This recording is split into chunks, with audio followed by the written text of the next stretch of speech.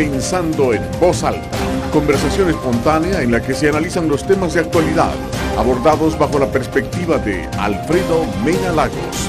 Pensando en Voz Alta. Buenos días, bienvenidos a Pensando en Voz Alta. Hoy tengo el gusto de tener con nosotros a mi gran amigo Roberto Rubio, y lo he invitado a él porque creo que es una persona que puede ponerle los puntos sobre las íes al problema que se nos vendría como salvadoreños ante las perspectivas de una victoria electoral del FMLN.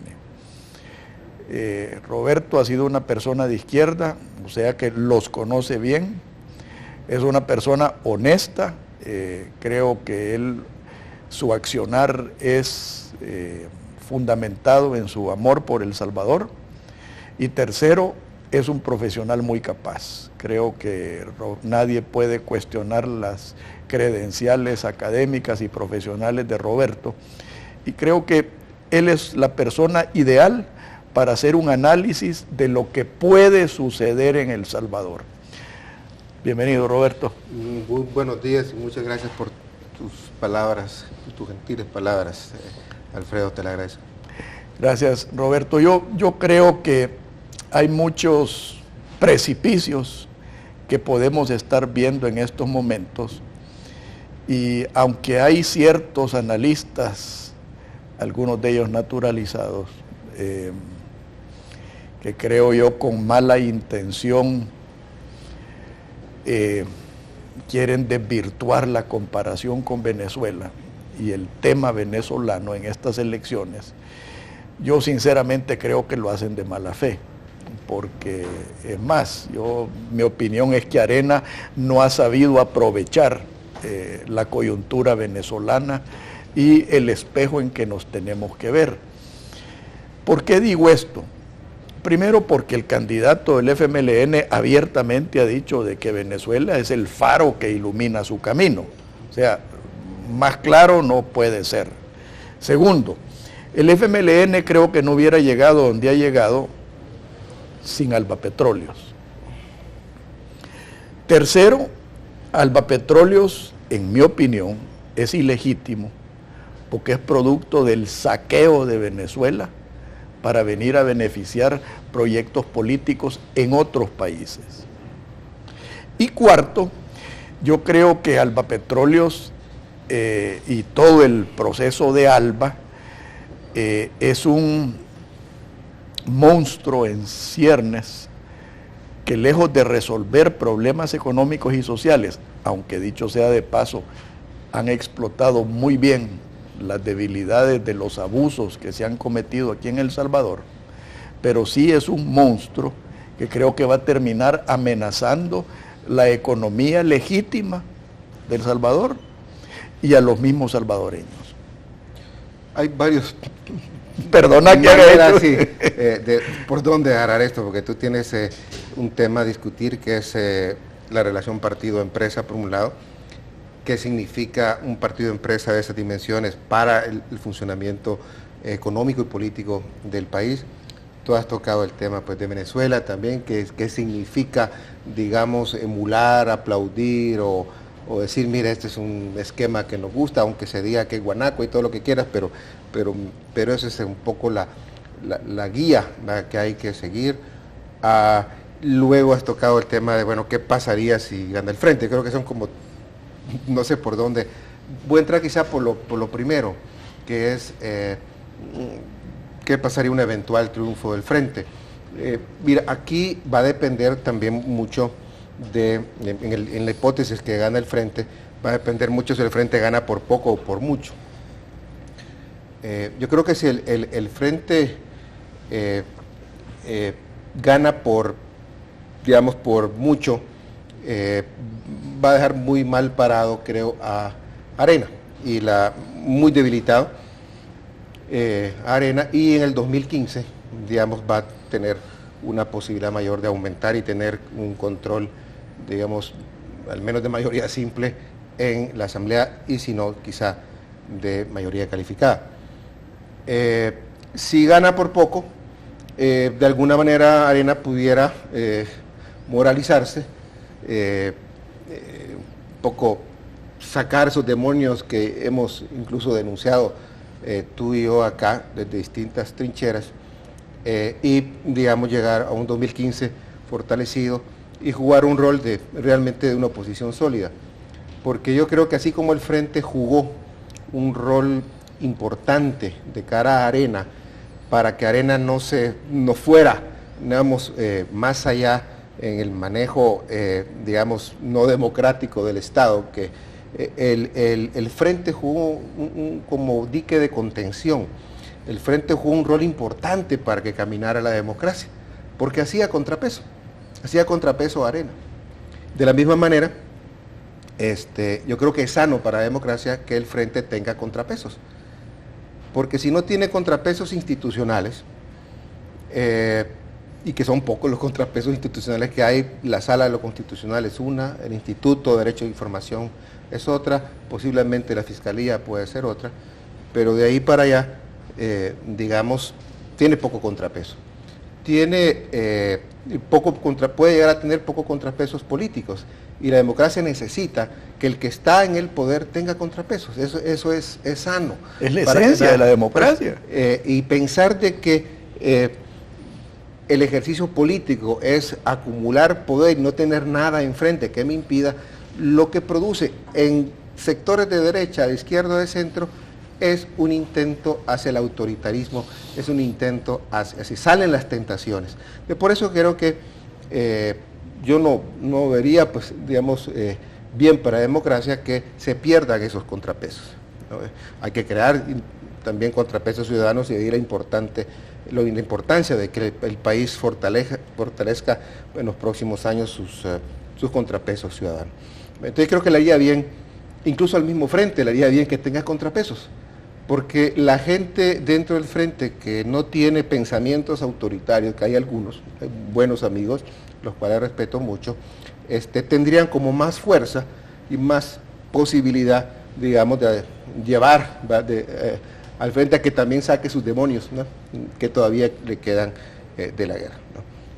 Yo creo que este es un análisis que hay que tomar en cuenta, y el otro es que si gana también va a haber otras limitantes que pueden llevar a la racionalidad, o pueden llevar al desorden y al caos. Y todo va a depender de cómo piensen, por ejemplo, manejar los problemas de seguridad y de la economía. Si en este momento, tal como están las finanzas públicas, tal como está la inseguridad ciudadana, se hacen cosas inapropiadas, si se va con la mentalidad de quererlo controlar todo, y se va con una mentalidad muy autoritaria, va a ser bien difícil que se manejen adecuadamente estos problemas, mientras que si tú vas por una vía mucho más de concertación, yo creo que puede ser eso una limitante para que las tentaciones autoritarias no salgan, ¿no? Yo creo que ese es el escenario que veo, ¿no? Si llega el Frente, es decir, va a haber dos como fuerzas, las tentaciones autoritarias de aquellos que emulan, por ejemplo, el socialismo del siglo XXI, que creen que la democracia es un asunto táctico que hay que llegar para después destruirla, o ven la democracia como un asunto táctico y no estratégico, que las hay dentro del Frente, y otros que, digamos, que no creen eso, que creen que más bien el Frente debería avanzar hacia una izquierda más moderna. Pero la fuerza de la falta de contrapesos te potencia esta tendencia autoritaria. La realidad económica, política, demanda cierta prudencia y cierta manera, digamos, no ortodoxa de hacer las cosas, y puede potenciar y favorecer a los que piensan que el Frente debería ser un poco más moderado y más comedido. Yo creo que vamos a estar con esas fuerzas latentes. No sé por dónde va a ir, no sé, no puedo afirmar. Si yo me atengo a la práctica, ¿no?, legislativa que ha tenido el Frente, me da miedo. Se te paran los Me da pelos. miedo porque la práctica legislativa demostró que iban tras la Sala de lo Constitucional, que les incomodaba, por decir así, la democracia, que les incomodaba los contrapesos. La práctica legislativa demostró que empezaron a adquirir ciertos vicios del pasado cuando se ocultaba información. cuando el presidente de la Asamblea se niega a dar información de los asesores, cuando se niega a dar información sobre los gastos que hay en la Asamblea, pues esa práctica, digamos, me asusta porque digo, bueno, si esto es lo que vamos a ver más adelante, ¿no? Porque es lo que estamos también viendo en Venezuela, ¿no? Y paso al tema Venezuela, pero no sé si agotamos este tema antes de pasar al tema Venezuela. Si querés, a mí me gustaría dejar el tema Venezuela por último, porque, mira, yo recibí de un muy buen amigo mío, casi pariente, y te digo casi porque su padre fue como mi segundo padre, un artículo muy interesante que apareció en un website de Chile que se llama El Definido, y se lo recomiendo que lo busquen porque y se titula ¿Por qué Venezuela no tiene papel higiénico? Es un relato... Porque no comen. Es un relato bastante sencillo, pero brillante, del proceso que ha seguido Venezuela y que han seguido todos los que han tomado ese camino.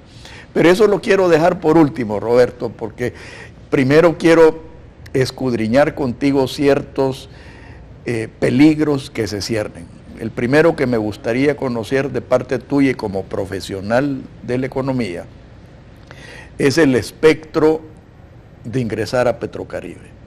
O sea, a mí me da miedo de que al ingresar como Petrocaribe, esta gente lo que pretenda es convertirnos a los salvadoreños en codeudores solidarios de una deuda que ya se adquirió, que la adquirieron las alcaldías del Frente, con ALBA, que ha sido nada más que una fiesta, un botín que se ha ocupado para querer comprar voluntades, querer comprar simpatías, ha generado, en mi opinión, mucha corrupción y enriquecimiento de parte de autoridades del Frente, y eso me asusta, como salvadoreño, tener que asumir una deuda de un botín ilegítimo, producto del saqueo de Venezuela, para venir a querer comprar voluntades y simpatías en El Salvador.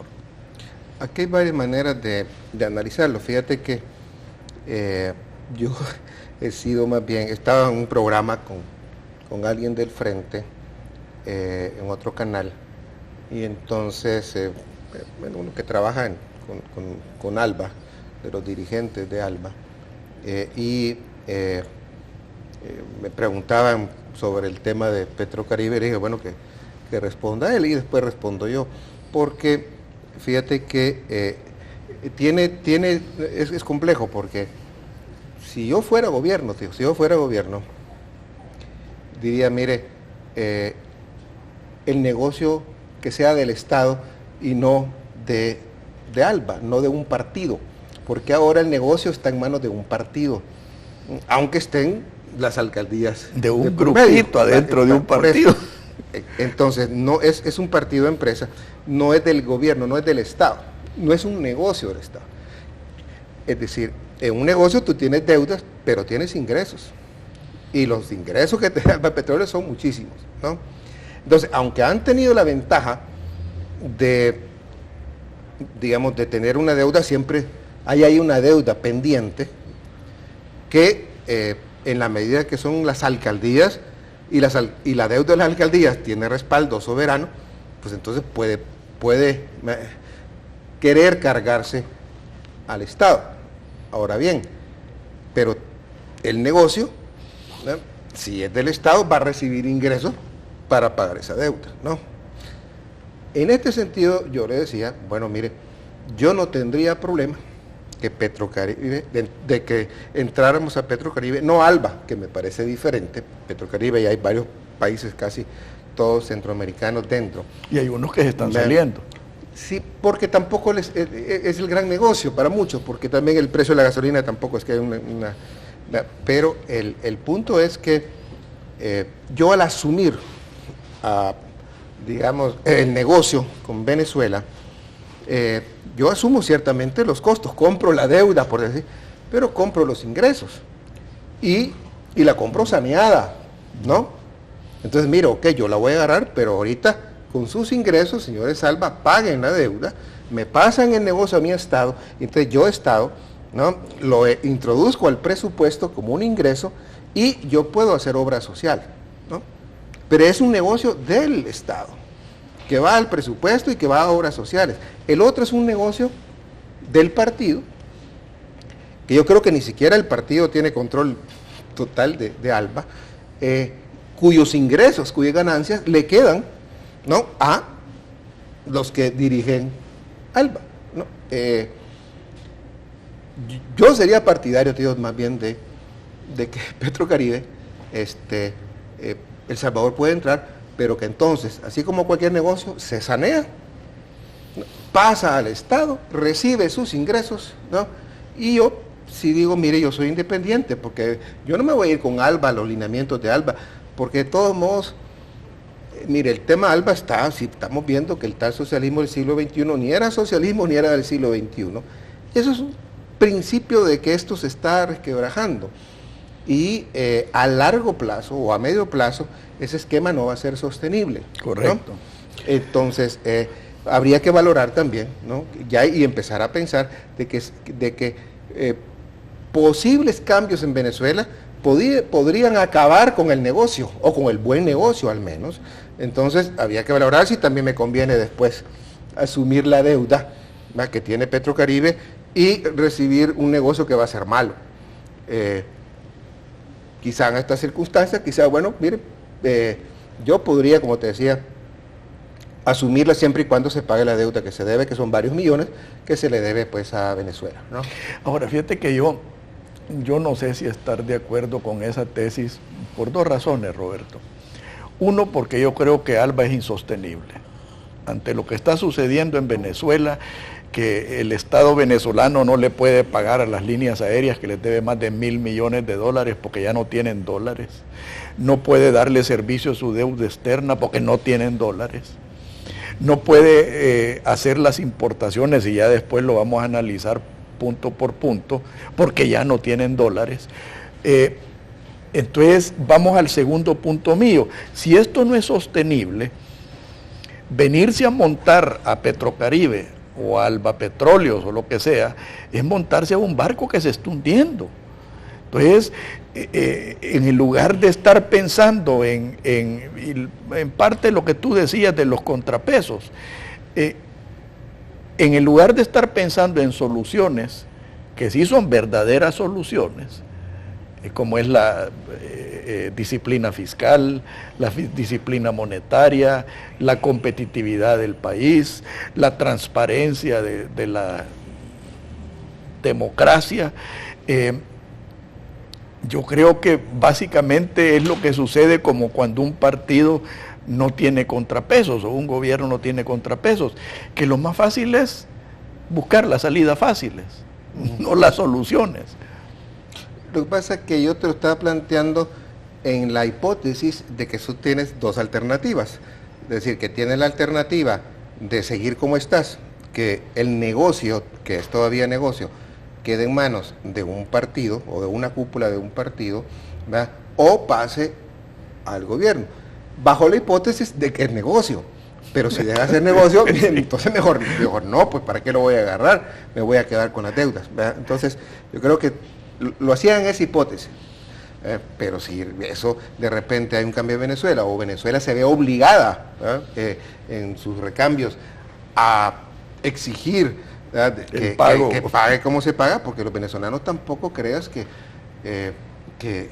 son, digamos, ciertamente son, con Cuba han sido muy, muy generosos, pero con otros países, con Argentina le compraron la deuda, pero no creas que le compraron la deuda gratis, de choto, o sea, ahí negocio es negocio, y aunque sea una parte, no me acuerdo si es el 40 o el 60%, una parte a 25 años con muy baja tasa de interés, que se le han subido un poco, ¿no? Pero la presión lleva a que les pueda, digamos, subir un poco los intereses, o incluso decir, mire, aquí vamos a ir ya, negocio y vamos. Y que son dólares que los venezolanos necesitan. Así Uh-huh. que ya me hicieron señales de cambio para el próximo segmento. le vamos a entrar a otro tema interesante que tú conoces muy bien. Por favor, no nos cambie, ya volvemos.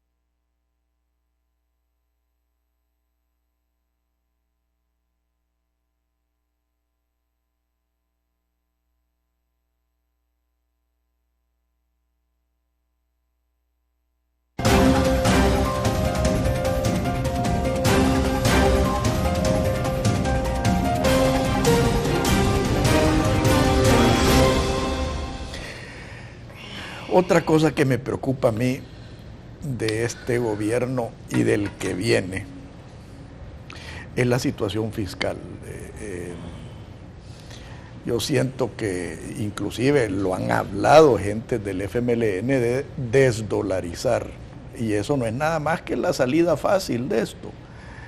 A mí me gustaría, Roberto, que tú hicieras un análisis bajo el punto de vista profesional, economista, de lo que implicaría para El Salvador salirse del dólar, o sea, y empezar a echar la maquinita de hacer dinero, y lo que eso significaría, no para el empresario, porque el empresario se protege, o sea, compras propiedades, compras dólares, compras euros, lo que eso implicaría para la gente humilde, aquellos que apenas hacen llegar su sueldo para cubrir la canasta básica, aquellos que viven del sueldo, que son, creo yo, y serían las primeras víctimas de este proceso.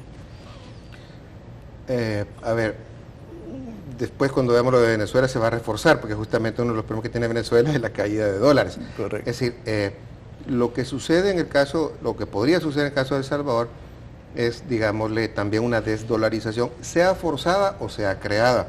¿Qué quiero decir? Es decir, cuando de repente a nivel fiscal el gobierno no tiene dinero, es decir, o le falta, no, bueno, siempre va a tener, pero si le falta dinero para hacer o cumplir sus compromisos financieros, o peor aún, sus compromisos cotidianos de pago de salarios, el gasto corriente, los empleados públicos, los programas sociales, ¿no?, que la gente está esperando.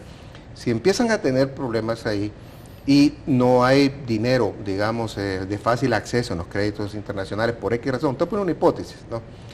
Y si al mismo tiempo se corre el rumor, ¿no?, de que el gobierno no tiene dinero y empieza a chupar liquidez por otros mecanismos de los bancos, etcétera, la gente empieza a ver de que, mire, esto me puede llevar a mal, y empieza a retirar su dinero de los bancos.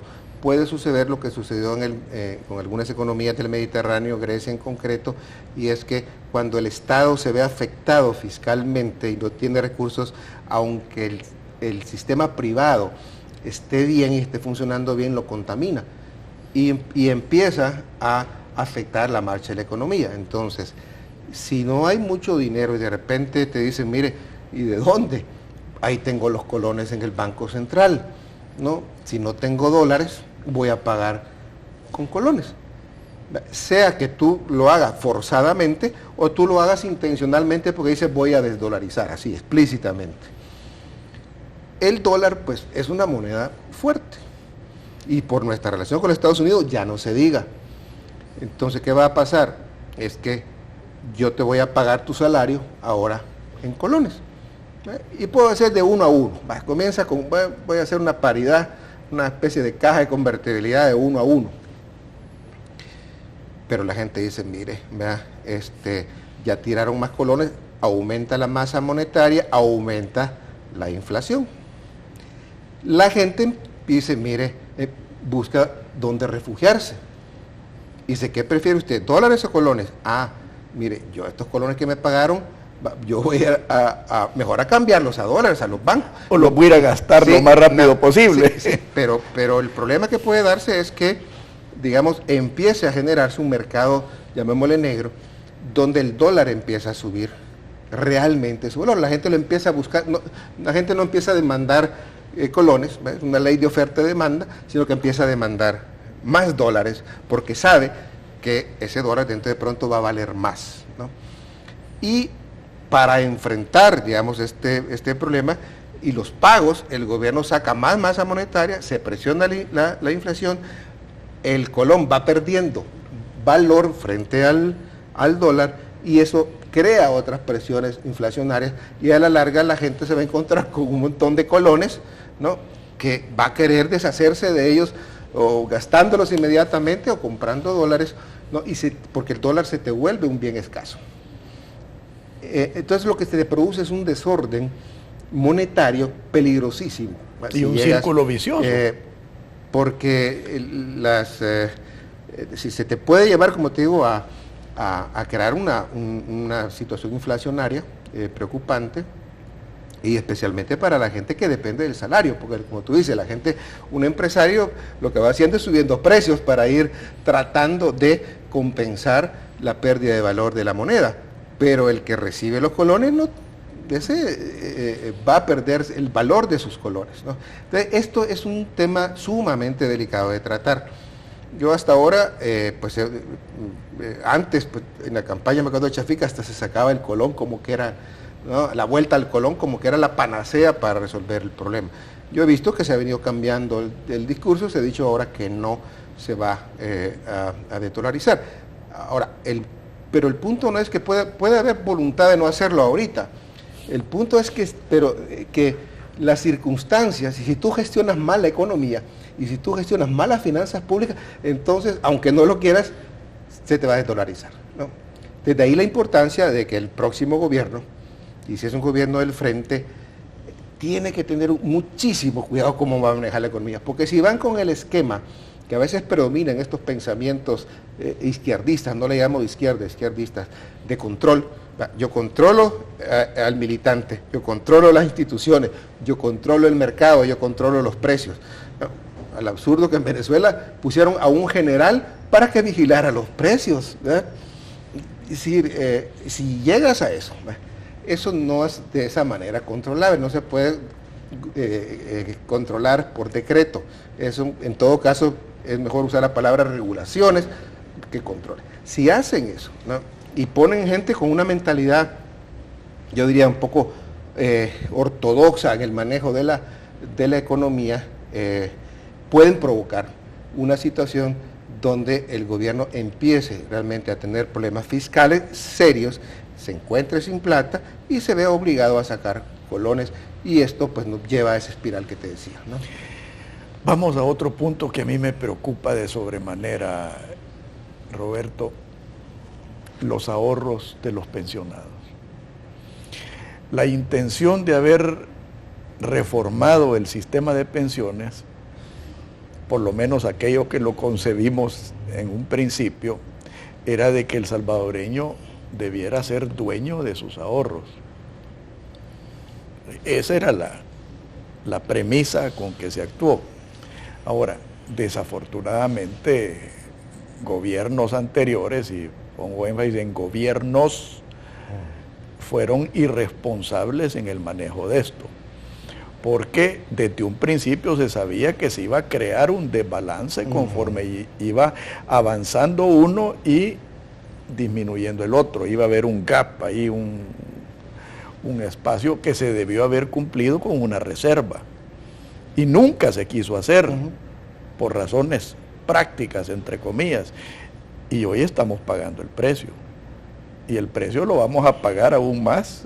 Tengo entendido que el 2017 es el pico de... El 2017 es cuando sobre todo comienzan los pensionados del sector nuevo, digamos, del nuevo sistema puros, sí, que ahí va a haber un problema, por cierto, porque estos puros, cuando se retiren, se estima que en lugar de estar recibiendo los que ahora están retirados, que tienen, digamos, como le llaman, una tasa de reemplazo o de cobertura de su salario del 65 hasta el 70% incluso de su salario, los nuevos, los nuevos retirados pueden estar recibiendo alrededor del 30%, ¿no? Lo cual va a ser muy serio y también porque cada vez más, digamos, el problema que se ha dado es que fue simple, el gobierno, es decir, cada vez más entraron gente a pensionarse, mientras que los cotizantes fueron relativamente menos. Se creó un sistema que dejó una deuda, por cierto, el sistema público, que muchos dicen volvamos al sistema público, pero el sistema público es como la desdolarización. Es la manera como lo hicieron el sistema público, porque hay otros esquemas mixtos, etcétera, que pueden hacerse, pero la manera como lo hicieron es uno de los culpables, que estamos chineando todavía esa deuda del sistema público, que no lo hemos pagado todavía completamente. No se crearon no se crearon las reservas técnicas, se agotaron las reservas técnicas, ¿no? Y otra serie de factores que hicieron bastante pesado el sistema de pensiones, y hasta cierto punto irresponsable, porque se dio una cantidad digámoslo así, de beneficios que se sabía que no se podían pagar. Ahora, quitar esos beneficios va a ser un problema. ¿Cómo lo vas a resolver? No, ciertamente no va a ser fácil, tienes que entrar en una reforma muy a fondo. Una reforma a fondo va a implicar una serie de medidas desagradables que solo se podrán tomar posiblemente si es un gobierno muy fuerte o un gobierno con una alianza muy fuerte que permita absorber y compartir los costos sociales y políticos que significa esta reforma. O a menos que viniera, no sé, el mago de Oz por ahí con un dinero que nos dijera, mire, yo les voy a comprar esta deuda y me la pagan allá a 100 años, y no, eso es la única así solución. Y la otra es que la economía realmente crezca y tengas una serie de reformas, ¿no?, que permitan aumentar el ahorro, que permitan rentabilizar el ahorro, reformas que vayan dirigidas a, digamos, a mejorar la rentabilidad de las pensiones, a elevar los niveles de ahorro, aumentando la cotización. Hay otras medidas que he escuchado, que son las que están ahí, que pudieran aplicarse posiblemente en el tránsito de un gobierno a otro. Hay que tener cuidado cómo se va a hacer. Aumentar la edad de jubilación en 5 años, poner el impuesto a determinadas pensiones, a niveles de pensiones, quitarle ese derecho adquirido de los pensionados de que si tú, digamos, agotaste tus ahorros, el Estado está en obligación de seguir, digamos, pagándote la misma mensualidad hasta que te mueras. Eso, digamos, todo, porque las últimas que te acabo de mencionar son desagradables. Un gobierno tendrá que tener mucha habilidad para concertar estas cosas, al menos que uno te encuentre un papá que te diga, yo te la compro, hijito, va, olvídate de esta deuda, yo te la voy a pagar, pero eso no se encuentra fácilmente en estos días, ¿no? Ahora, mira, a mí lo que me preocupa, Roberto, es que ya de por sí es una situación muy difícil, con un gobierno responsable, con un gobierno con una visión realista, con una visión disciplinada, pero yo hasta ahora, con la luz del socialismo XXI, del siglo XXI, yo eso no lo veo. O sea que si vas a tener una situación ya de por sí muy crítica y muy difícil, y si a eso le agregas un gobierno que tiene una visión bastante irresponsable y poco sostenible, estás hablando de una bomba de tiempo, y si a eso le agregas la visión de un gobierno poco concertador, con visos autocráticos, como la luz de Venezuela, eso ya se vuelve no solo una bomba de tiempo, una situación explosiva. Y eso ninguno de estos analistas creo que puede negar que esa posibilidad existe. Que sería un tremendo error, a mi manera de ver, decir, mire, nos parece que el esquema de Venezuela es el correcto. Hay argumentos que dicen, no, es que el modelo nosotros va a ser guanaco, o el modelo, es que nadie está diciendo que siempre va a ser guanaco, pero el punto es si es o no es un referente tuyo. Y he escuchado a algunos personeros del frente que dicen, ese es mi referente, pero yo no entiendo, ¿cómo puede ser este mi referente? Que haya hecho de uno de los países más ricos del mundo, lo lleve en 15 años a la quiebra, ¿no? Es decir, ese es justamente el referente de lo que no hay que hacer, no de lo que hay que hacer.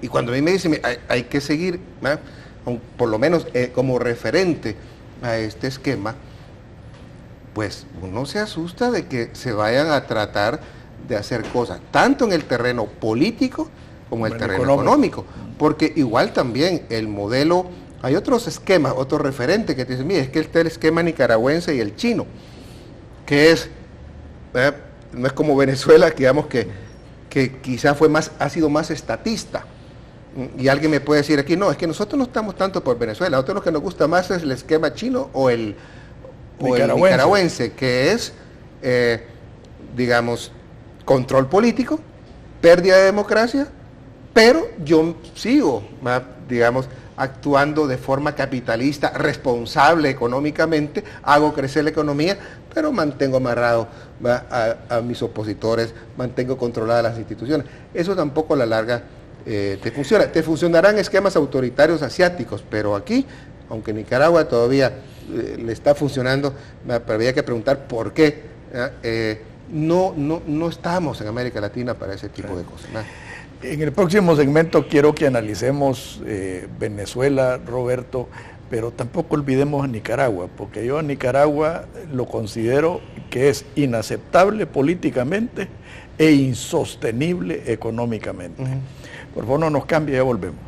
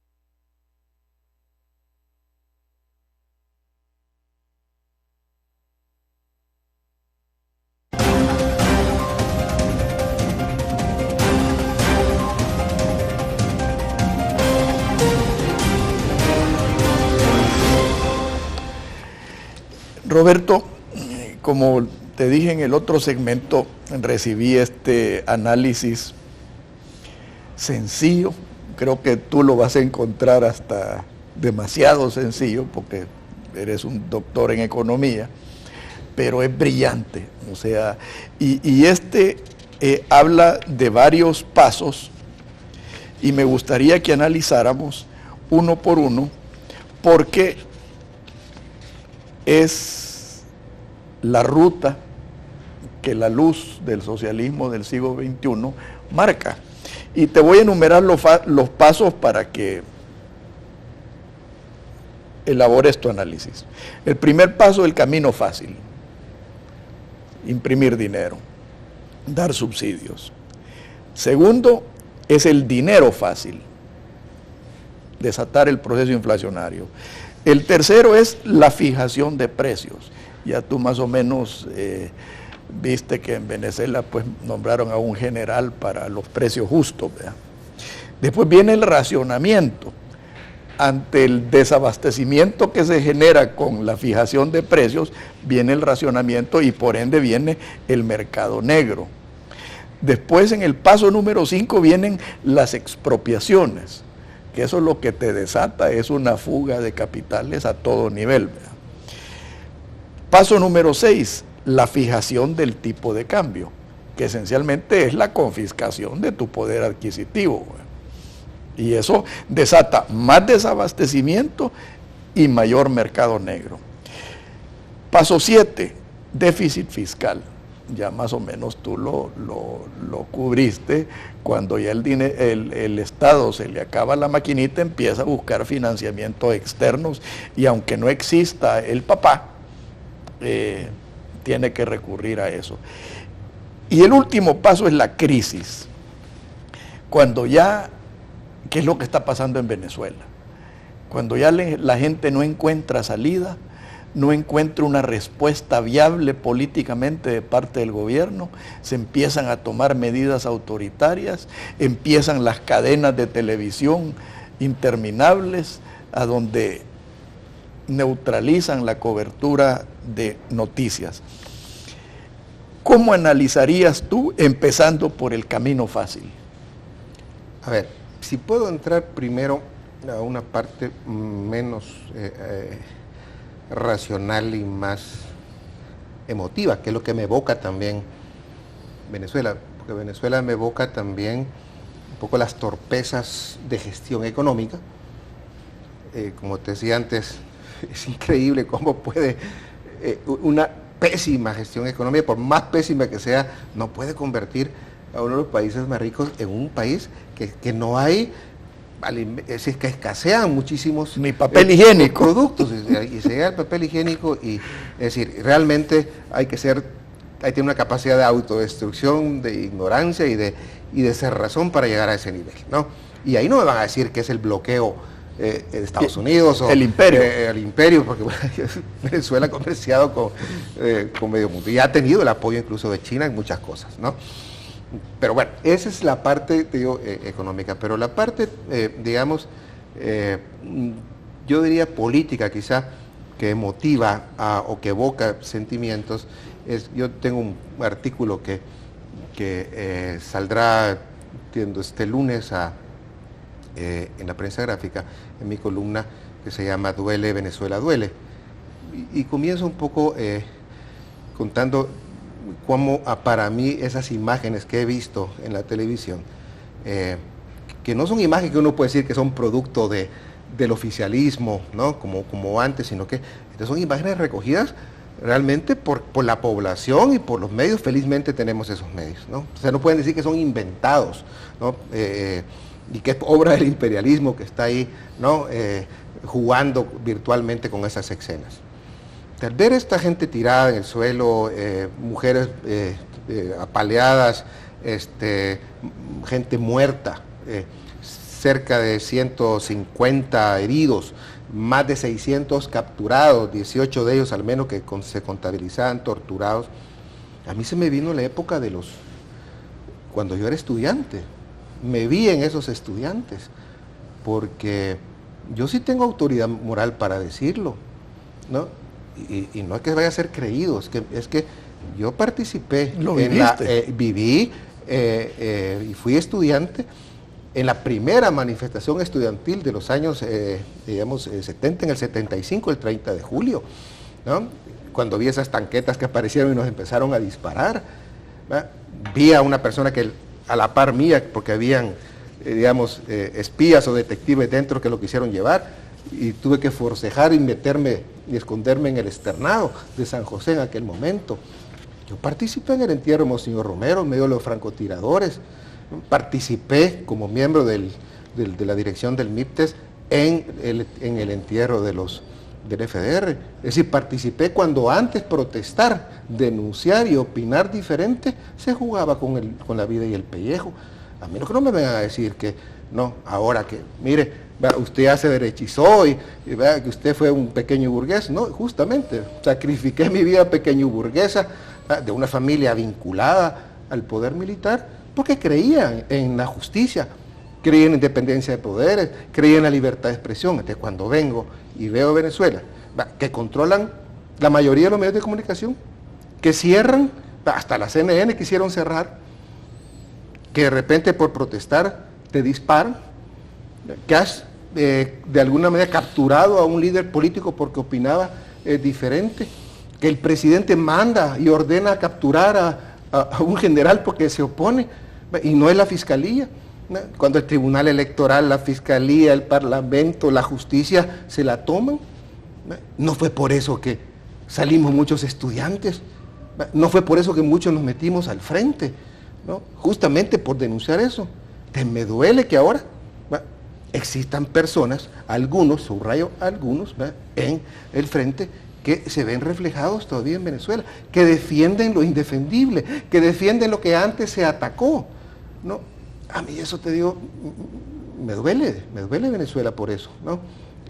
Y no puedo decir yo, mire, no, es que es un tema de campaña electoral. Mire, eso que para mí me da igual que Arena lo use o no lo use, ¿no? Arena lo querrá usar, por supuesto, ¿no? Pero no me vengan a decir que porque yo me voy a hacer el ojo pacho de eso, y que no voy a denunciar estas cosas porque entonces, mire, soy arenero. Mira, por Dios, esa es la salida fácil de acusar a uno. Antes, yo creo que tú lo decíamos en este programa, mira, antes justamente, cuando tú protestabas, cuando tú denunciabas, te acusaban que eras comunista, ¿no?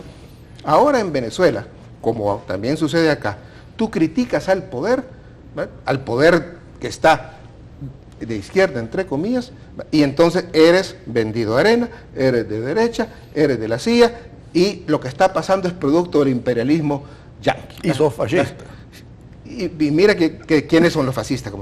Entonces, yo apelo a eso, también porque yo creo que tenemos que ver esa parte, llamémosle emotiva, ¿verdad?, que genera el caso de Venezuela. La parte económica, entro ahora ya a ver los fríos números, pues justamente es lo que tú mencionas, todos estos pasos y secuencias.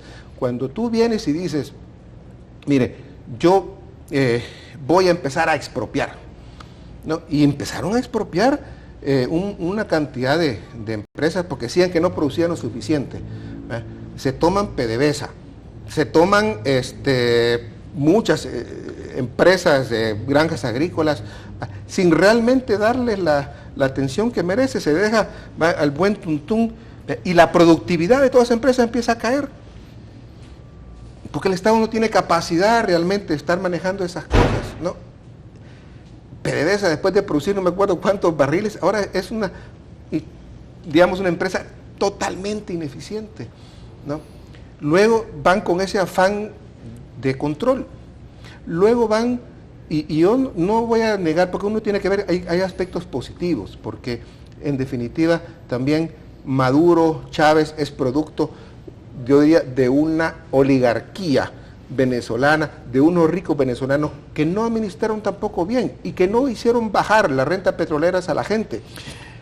Igual de importante, Chávez y Maduro son productos del fracaso de la partidocracia. Exacto. Y eso es lo que estamos calcando el COPEI aquí. y AP, que eran los partidos, digamos, de las cúpulas de derecha en ese entonces y de los ricos de ese entonces, que también tuvieron su renta petrolera, digamos. Chávez es producto de eso, del fracaso de eso, porque sale como un redentor. Y hay que reconocer a este proyecto que parte de la renta petrolera la ha distribuido, si por algo ha tenido apoyo social también, no podemos negar que no ha habido. El problema es que tú tienes que ser responsable también, porque cuando tú empiezas a dar no solo adentro, y empiezas a dar muchísimo adentro, y además te conviertes de que quieres dar afuera, y mantienes hasta países enteros, como en el caso de Cuba, entonces, bueno, es que mire, eso no me va a alcanzar. Si yo estoy bajando los ingresos de los impuestos, estoy bajando los impuestos petroleros, los ingresos petroleros, ¿no? Y lo que estoy haciendo es aumentando el gasto, si es lógico que tarde o temprano el dinero no te va a alcanzar. Y entonces, ¿qué hace? La salida fácil, que yo empiezo a tirar billetes, empiezo a producir moneda porque es la salida fácil y genero inflación. Venezuela es el país que en este momento tiene la inflación más alta del mundo, ¿no? Imagínate tú, o sea, a los niveles casi del 50% que se ha llegado en Venezuela. Es que este es un caso de escuela para saber qué es lo que no hay que hacer. Y por favor, pues no vengan a decirme que es eso lo que hay que hacer, o parecido a eso lo que hay que hacer. Eso está haciendo aguas, eso no tiene futuro, ¿no? Todavía quedan países, digamos, como Nicaragua, como de Bolivia, Ecuador, que ahí hay, bueno, en Bolivia y Ecuador hay cierta estabilidad. Bueno, Argentina va camino a Venezuela. Igual, tú dices, otro país con esas riquezas, ¿cómo está llegando a estos niveles a los que se está llegando? Y nosotros, un país que estamos en una situación bien delicada, que no tenemos recursos petroleros, que el barco realmente está bien agujereado, y se está tambaleando, ¿no? Que vengan un capitán y una tripulación a decir, mire, yo solo lo voy a hacer, y además lo voy a hacer siguiendo cómo lo hace el capitán de aquel barco, mire, me está cantando que usted se va a hundir dentro de pronto, ¿no? Yo tengo que tener imaginación, tengo que salir de las telarañas, ¿no? Del pasado en términos políticos y en términos económicos, porque también un autoritarismo lo que te va a producir es más confrontación, más resistencias y más dificultad para invertir, aunque tú puedas hacer alianza con algunos sectores económicos como el caso de Nicaragua, ¿no? Pero eso no te dura. Aquí la sociedad es diferente, es una sociedad más estructurada, hay mejores instituciones, hay un empresariado más sólido. La resistencia que van a encontrar los esquemas autoritarios acá no son los que tienen en Nicaragua, que son débiles. Aquí al menos van a haber contrapesos sociales importantes y ir en contra de eso, en un momento, como digo, que lo que se necesita es que el capitán llame a todos, vamos juntos y vamos con creatividad, vamos sin ortodoxias, ¿no? Favoreciendo realmente a la población, quitando la economía de privilegios, ¿no? Tratando de que el Estado sirva a la gente y no los que llegan al Estado se sirvan de él, como ha sido en el pasado y como lo sabemos bien que lo hizo también Arena. Si la peor privatización que se hizo en el pasado de la derecha en este país es privatizar el Estado, ¿no? Se apropió el Estado para hacer fortuna. Pero que me vengan a decir que ahora los que llegan quieren hacer lo mismo. ¿Para dónde vamos? ¿No? Sí. No, mira, y el caso de Nicaragua, si alguien conoce Nicaragua, es tu servidor. Yo a los 23 años fundé una empresa en Nicaragua y trabajé en Nicaragua. Estoy casado con una nicaragüense y tengo vínculos muy estrechos con Nicaragua. Y si algo te puedo decir con toda certeza es que ni el sector privado de Nicaragua es igual al de El Salvador, ni los partidos políticos de Nicaragua son iguales a los de El Salvador, ni el ejército de Nicaragua es igual al de El Salvador. O sea que aquellos que crean que El Salvador va a ser otra nicaragüita, creo que están muy equivocados. Ahora, eso no quiere decir, Roberto, y aquí es el propósito de este programa, es primero alertarnos sobre las trincheras que tenemos que dibujar y tenemos que fortalecer. Uno, proteger el valor de nuestra moneda, le hace el valor de la capacidad de compra de la población. Segundo, defender la institucionalidad de este país, los pesos y contrapesos que tú muy bien hablabas. Tercero, proteger los ahorros de los salvadoreños, porque no es posible de que porque al gobierno de turno le convenga venirle a caer encima a los ahorros y al futuro de aquellos que están ahorrando en su cuenta de pensiones.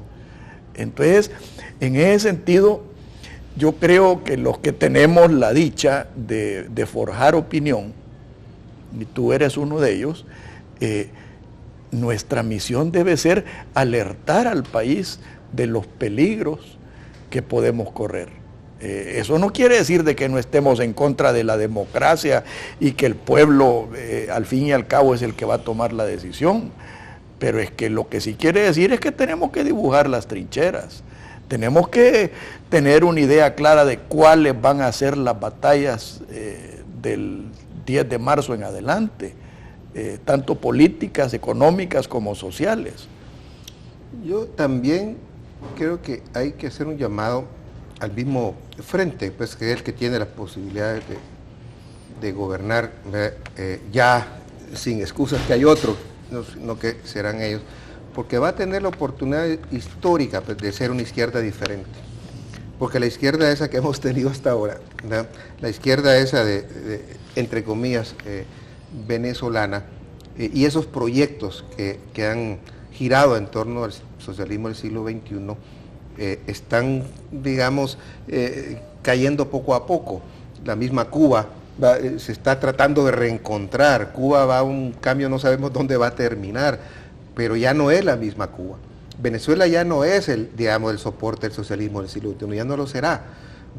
Entonces, yo creo que en el frente tiene que repensarse de cómo y resetearse de cómo puede haber una izquierda realmente democrática, una izquierda, que genere confianza, una izquierda que le apueste estratégicamente a la democracia, una izquierda que se libere de esas telarañas de los dogmas, de los catecismos económicos, ¿no? que a veces le dan esquemas tan rígidos, ¿no? que lleva justamente a mal gestionar la economía y que lo lleva a autoritarismo. Creo que también la gente sensata en el frente debería de obligar, digamos, a debatir internamente estos temas, ¿no? Porque hay una oportunidad que el país cambie, que cambie de veras, ¿no? Pero si se sigue la trayectoria que hemos venido teniendo, te digo, ese barco va a ser todavía más difícil de manejar y se puede hundir. Mira, y tú ocupaste una palabra muy interesante, de resetear el país. Este amigo que me mandó este artículo valioso de por qué no hay papel higiénico en Venezuela, ocupaba una palabra que es reformatear al país. Y yo creo que ese reformateo primero debe ser incluyente. O sea, acordémonos que al fin y al cabo El Salvador está dividido en dos campos. O sea, así de sencillo, está dividido en dos campos. Y si vamos a reformatear el disco duro... Y te diría que en tres, porque el que gane, por ejemplo, si el Frente gana, va a ganar y va a gobernar con el 25% de la población, ¿no? Igual, si Serena llega a ganar, será... Y hay otro tercero, ¿sí? Que son la gente que dice, mire, yo quiero ver que ustedes salgan de ese pleito de chuchos y quiero que trabajen realmente por el país. Digo, son también tres. Y tenés toda la razón, toda la razón. Pero a donde yo quería ir es que si vamos a reformatear el disco duro del país, primero lo tenemos que reformatear entre todos. Tiene que ser una visión incluyente. Tiene que ser una visión que fomente y que genere una sociedad de oportunidades para todos. Y tiene que ser un formateo por la democracia.